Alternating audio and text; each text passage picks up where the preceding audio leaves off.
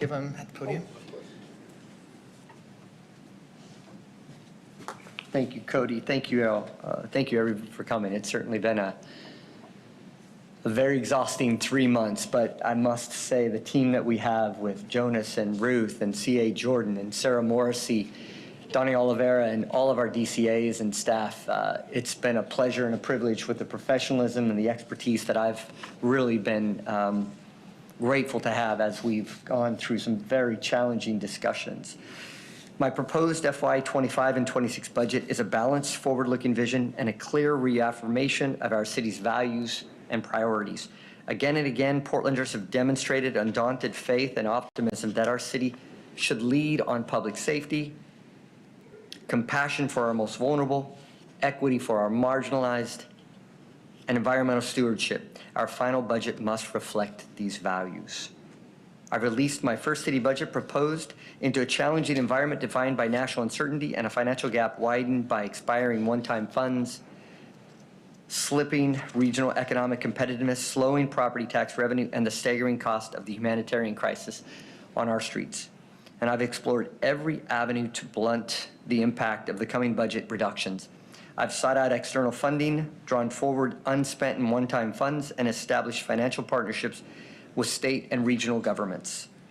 While I've been successful in these fundraising efforts, many of the solutions included in my budget will not sustain us in future fiscal years beyond fiscal year 25 and 26, and additional efforts and decision-making will continue after July 1st. It's time for Portland to follow a back to the basics approach on fiscal responsibility and long-term sustainability. Prioritizing a safe, clean, welcoming, and economically vibrant city will place our community on financial, sustainable footing and position us to return to national leadership on the social issues that matter most. Over this last 3 months, when we would enter into my office or whatever conference room we were looking at, I would often frame at the very beginning, our mission for this project is community health and safety. So when we would get to a bottleneck in the road and wondering what direction we should go, we would always go back to that key mission on what can we do to restore public safety, livability, cleanliness, with the goals of welcoming an influx of investment and jobs and families back to our city. In regards to fiscal responsibility and sustainability, the City of Portland owes the public a high-performing, fiscally sound organization. My budget implements a long-term operational redesign to accelerate both effectiveness and fiscal sustainability. We will balance current resource limitations against requirements and best practices to maintain adequate financial reserves and protect the city against future financial risk. We will also work with city leaders to identify additional financial solutions for FY26 and 27 in advance of next year's budget development, including further streamlining and reprioritizing core internal services. The challenges we have today are not going away. And my team and I have committed that once this budget is accepted by our city council and we implement on July 1st, we will begin the hard work for fiscal year 26-27 because some of the metrics and some of the challenges are not going away. So it really requires us to maintain our vigilance today, and I've always said many times, we must start strong to finish strong. We are not going to wait for December 1st or February 1st forecast to determine our work to be done. Historically, regarding operational excellence, historically Portland's government bureaus often competed in lieu of cooperation. Permitting often took too long and accomplished too little. We allowed our first responder arrival times to slip and to have crime spike. I believe our city will benefit from a hybrid model designed to better share resources across the enterprise, and structurally, our staff will be empowered to wield far more organizational influence. Citywide, over the next fiscal year, we will work to redesign and streamline our communications, equity, community engagement, financial management, procurement, human resources, and information technology functions. We are setting a reduction target of 20% by the end of fiscal year 25-26, half of which would be realized in this next fiscal year. And we're going to plan on doing this by feathering in the adjustments over the course of the year, focusing on milestones per the quarter and inch stones per the week, making sure that we are on target, on task, and on budget. I hate layoffs, and I noted this at my State of the City. And I've always fought like hell, no matter what organization I've been at, because when you have layoffs, you have culture change, and it is so important to keep that culture intact and the trust that comes with it. We will minimize those layoffs as much as possible and examine reducing external contracts and other spending as we go along.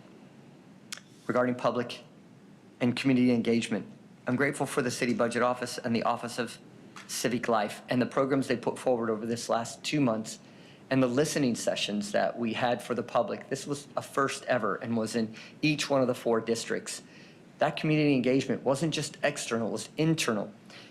From the first day I took office in November, I started meeting with our 12 counselors, lunches, dinners, breakfasts. When I took office on January 1st, I continued that, and every 2 weeks, I met either in groups or individually with each one of the counselors. This budget, as it's being unveiled, is not a surprise to any of them. They spent this weekend with us in our conference room going through the budget. Their DNA is already in this budget. They have a very difficult task. They get 4 weeks to do what we've done in 4 months. We wanted to make sure that we delivered a budget that had their values and their goals already in where possible. Regarding our city workforce, the City of Portland relies on the grit, passion, and know-how of our approximately 8,000 employees, and their resilience made a once-in-a-generation realignment and this city reorganization possible. It's been impressive for me to come in from what I felt was a high-performing organization to see what I was going to gain here or be greeted with, and I've been absolutely impressed with the team that we have from the top to the bottom. And once we finish this budget, I'm going to reposition my time from being in really one building to really spreading it throughout the city at our 20-some-odd bureaus and learning from them specifically, because the best decisions made are never made in a corner office. They're always made on the street, in the bureau, in a truck, talking to staff from top to bottom. Regarding green leadership, I've made my points crystal clear to all of you, to the city, and to our counselors. It is time for us to restore the original promise of the Portland Clean Energy Fund and not tap it for unrelated crisis or using it as a short-term option and opportunity to hike taxes. Our voters remember the promises made with this fund: a cleaner, greener, more equitable, lower carbon Portland. And if we want other peer cities to follow our lead, we must keep the integrity of that program sound. Regarding public safety, our first responders must arrive rested and ready when called, and I've asked to mitigate expensive overtime. I've worked with the chief both in police and fire, and with Mike Myers, our service area public safety leader. We have understanding from top to bottom that overtime is being used to backstop in areas in which we can't keep up. And we're going to address overtime, but we're going to address it from a systemic standpoint, and I have the commitment from the entire city to do so. That said, our first response times, human trafficking, crimes, and theft rates remain at unacceptable levels. I've increased our public safety service area by $19.5 million. For the most part, not one program is taking a cut, and many are increasing. There's a $19.5 million overall increase, and we're investing it in fire, in Portland street response, in community health and assess and treat teams, and law enforcement funding to turn the tide on the issues we face. In the terms of Portland street response, we've increased it by over $1 million and 14 new positions, expanding its hours and its overall reach throughout the course of the day in Portland. Regarding parks, and I would have to say that this was one of the bureaus that we had the most conversations on, both external with the community and internal amongst ourselves. My budget stands behind youth programming and our community centers. Every cent that goes into youth programming and community spaces activates volunteers. One of my key things is I wanted to know where volunteers were activated in the city, and I did my darndest to make sure that those were kept, because in some cases we had hundreds of volunteers that were providing service to the city that I wanted to maintain. And I'm proud to say that every community center, I'm proud to say every community center, every program, and every park is going to remain open. Regarding transportation, the Bureau of Transportation has a long-term revenue sustainability issue due to legacy tax structure.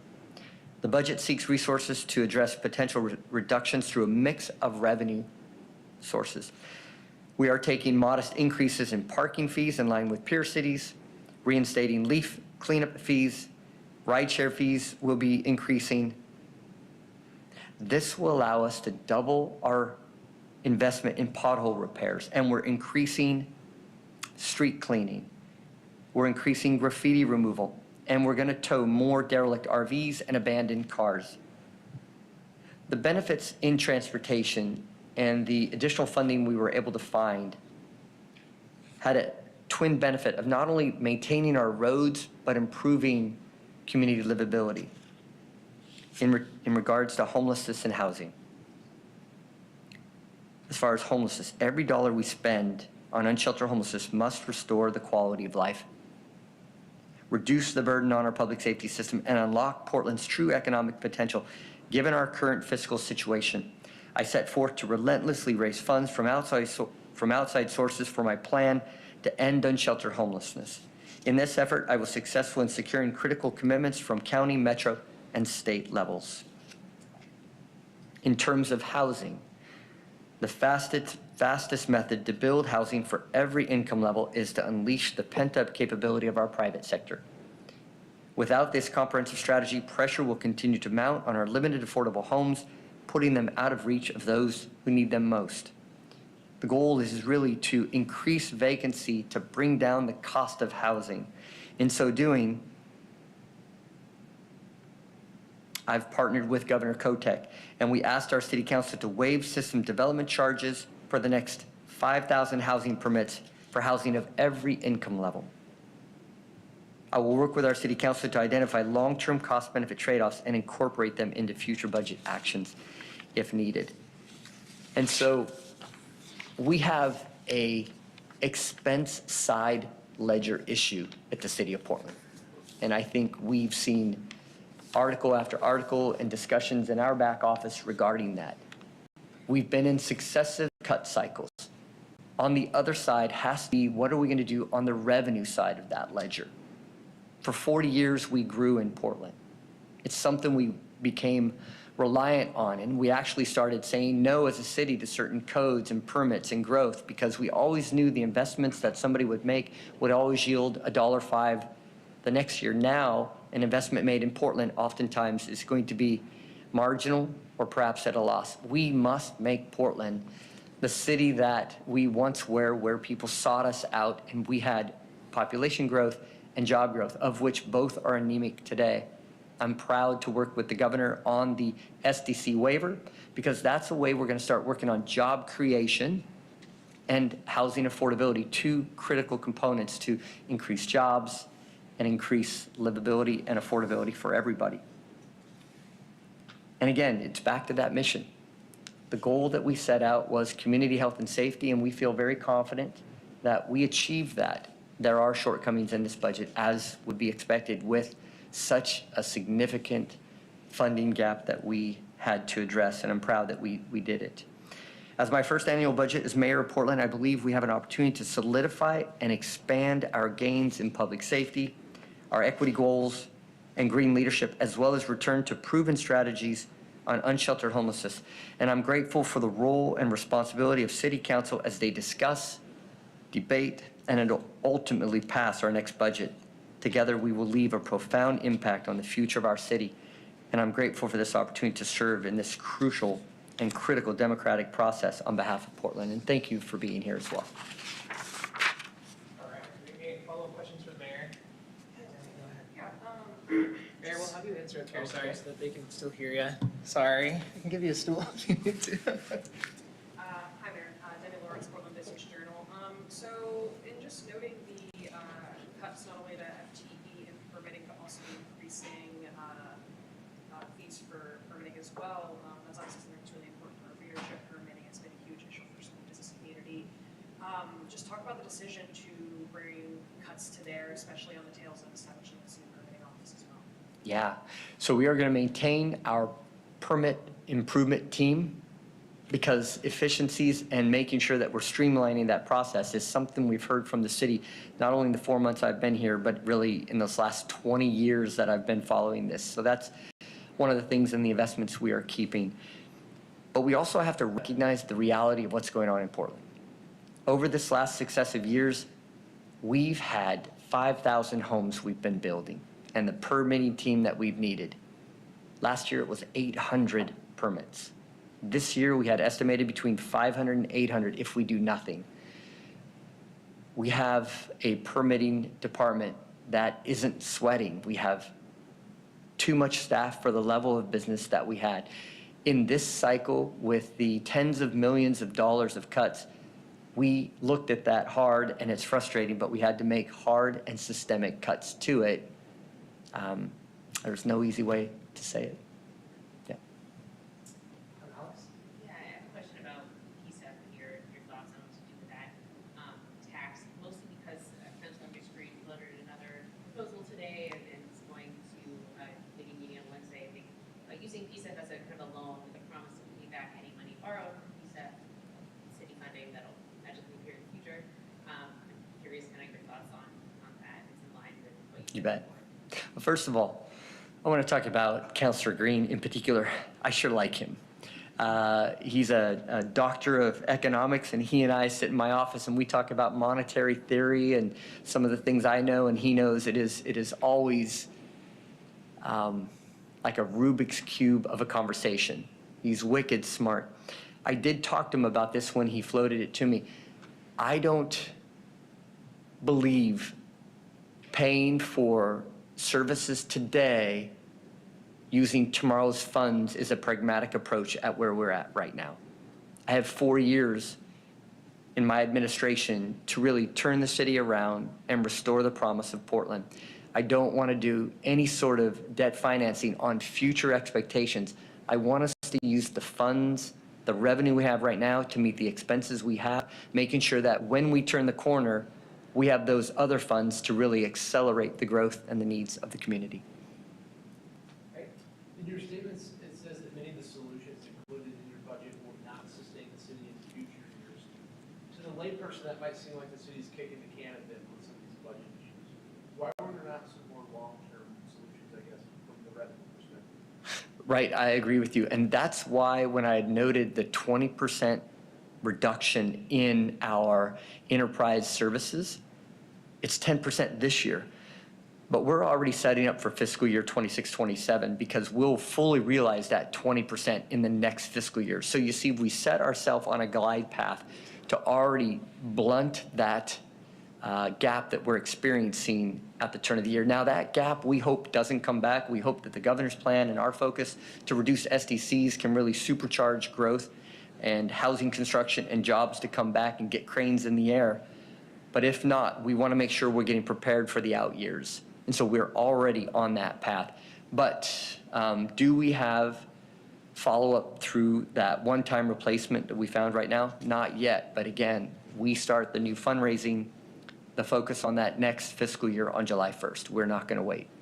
Can you speak, we touched on it a little bit more about the decision to increase the utility fees for water, sewer, and water, because I know a lot of people are going to hear that. Yeah. Not going to be happy. Blair, my wife is not happy. I'll tell you that right now. You know, I'm really proud of the safety system that we have with our water, and we're going to have with our filtration, and certainly with our sewer system, you know.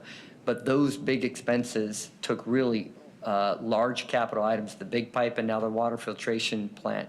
That's 100-year projects that we're putting in place right now. It's certainly something I agree with the public. It's expensive.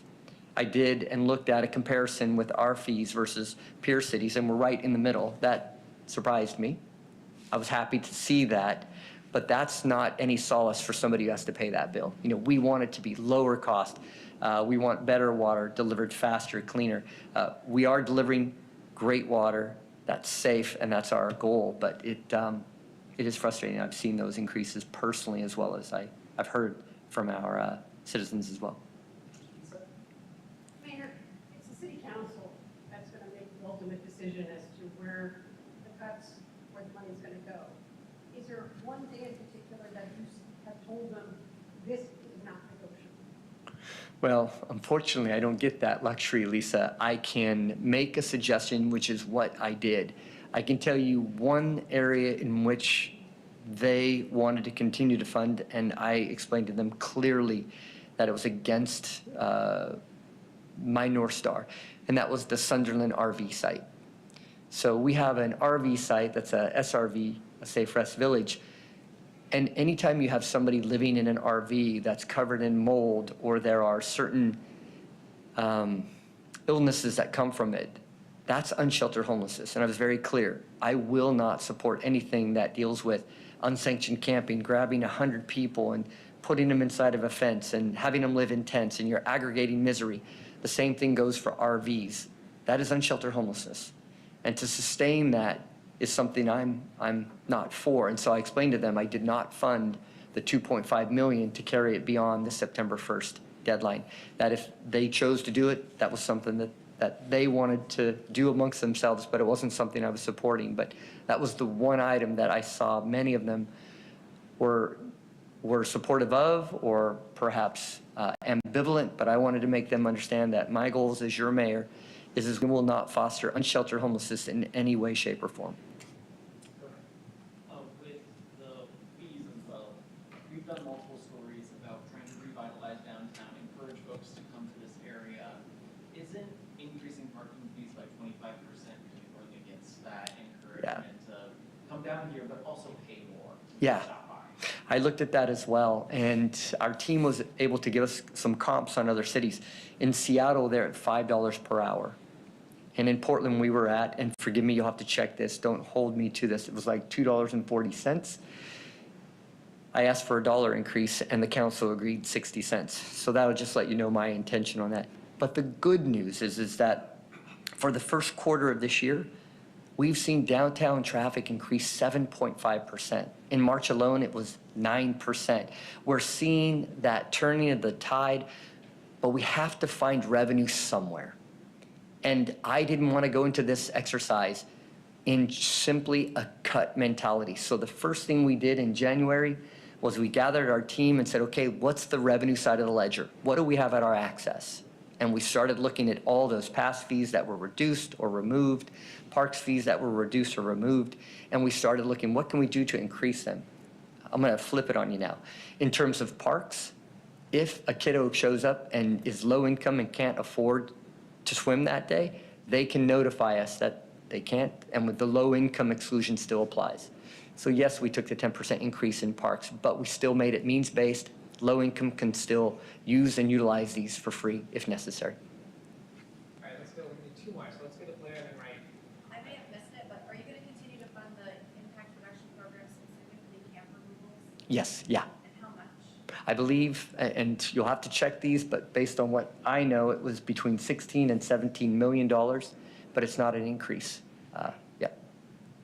Right, Shay, you did a question, you did an answer. You mentioned the filtration plant. Do you have any concern with the cost of that plant? And now Absolutely. Construction's paused. Absolutely, yeah. Yeah, one of the first things I did was did a DMAIC on that, define, measure, analyze, improve, and control. I wanted to know what the arc of the history was. So I brought in Amanda Fritz, some of our previous commissioners, and I really wanted to understand the 20-year arc of that whole decision. Decided what was going on, decided what the best course of action was based on the cost of a filtration or a UV. The filtration plant is still the best solution for us. However, it's unpermitted. It's a safety issue that controls the entire million people in this area. So we put a pause on it because we need to get that permitted now. And so we're going to do it right now. And then once that permit, which hopefully we receive in the next 60 days, we gain it, then it's all stops are off. We're going hard. We're going to try and hit that EPA 2027 requirement. All right, thank you, Mayor. All right. Really appreciate it. You're gonna If you do- have any follow-ups, reach out to me at press or Allison. You can raise your hand over there. Allison Perkins is our PIO for the budget office, so she is our expert for any questions that you have on numbers. And that's it. I hope it was helpful to have this. So we appreciate you coming. All right. Thank you, Cody. Thanks, Mayor. Appreciate it. Thank you, Jonas. Thank you, Ruth. Appreciate it.